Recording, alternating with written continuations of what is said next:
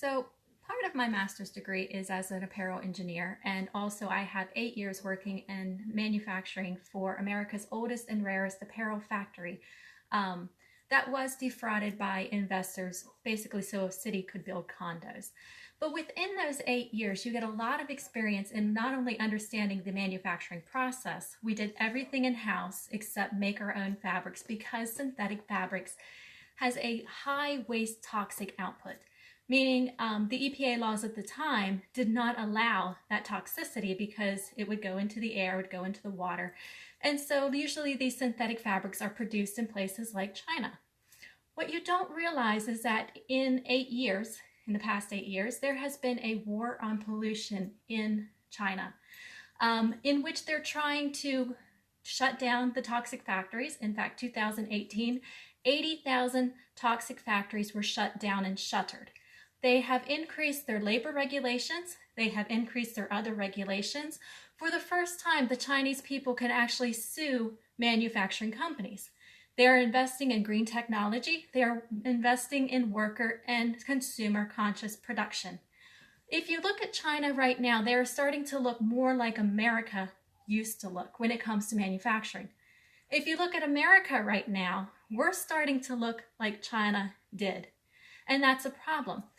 If you look at the Chinese manufacturing environment, if you look at the trends going back 20 years, if you would, there is a labor violation report that is available online, ChinaLaborReports.org.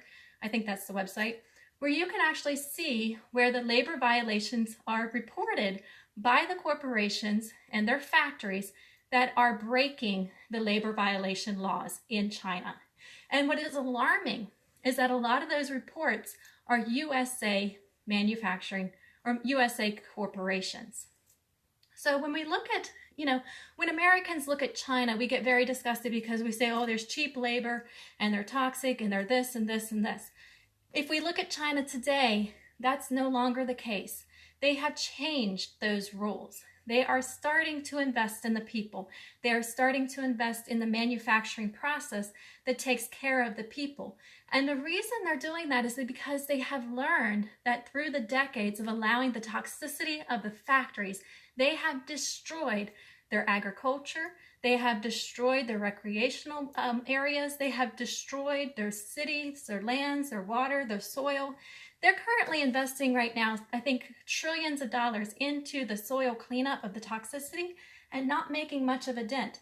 If you look at WHO, the agency that's currently being attacked by our president and being defunded, WHO actually reports all the different medical cases on the respiratory problems whenever it comes to toxicity in the air and air pollution. There's some great reports on their website that you can go to, and you can see how they've been monitoring the air pollution and the toxicity and the respiratory problems of the Chinese people. I'm not understanding Weiwei's fault. I don't know what that means. But if you look at that, you'll see decades and decades and decades of research where we can see how the factories have damaged China and how they're finally starting to kick out those factories out of China. Where are they going? Well, two things that could possibly happen. One, that the factories start making ethical decisions, that they start investing in green technology, that they start taking care of the workers and taking care of the consumers and not taking shortcuts and not using lead products in toys and all of that. Or they're moving to a country that will allow that stuff to happen. Well, where are they going to move? They can move to Vietnam, but from what I understand from the manufacturing rumors, I guess, or the lines, is that Vietnam does not have much control, and so it's harder to have a manufacturing system there. If they move to the USA, where we're getting rid of our job-killing regulations, as I've talked before, are what keeps the factories ethical. They're the things that make sure that factories can't put toxicity into the soil, put toxicity into the water, put toxicity into the air. These are the rules. The job-killing regulations of factories are the rules that keep factories ethical and environmentally conscious.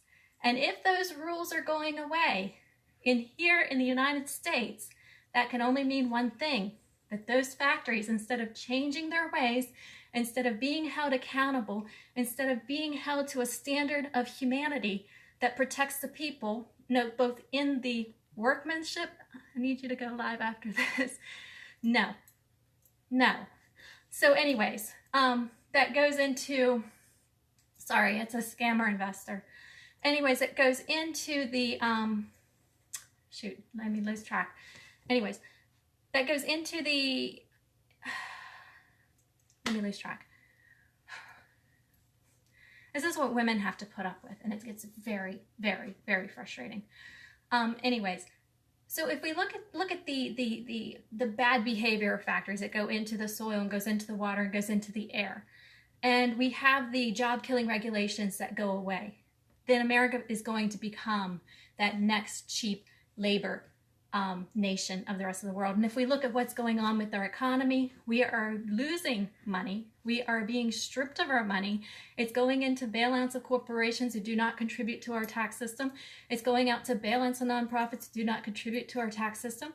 It is going to people who do not contribute to our tax system, these startup investors who have, like Jared Kushner, who has these startups and is getting all this bailout money. It's going into the profit ventures of the congressmen and senators.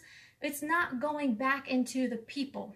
And so what we end up doing is depleting our own economy, making us into that third world nation where the factories will set up here and then justify all the harm they do to us, just like we did to all the others, and say, well, if I didn't do it, they wouldn't eat.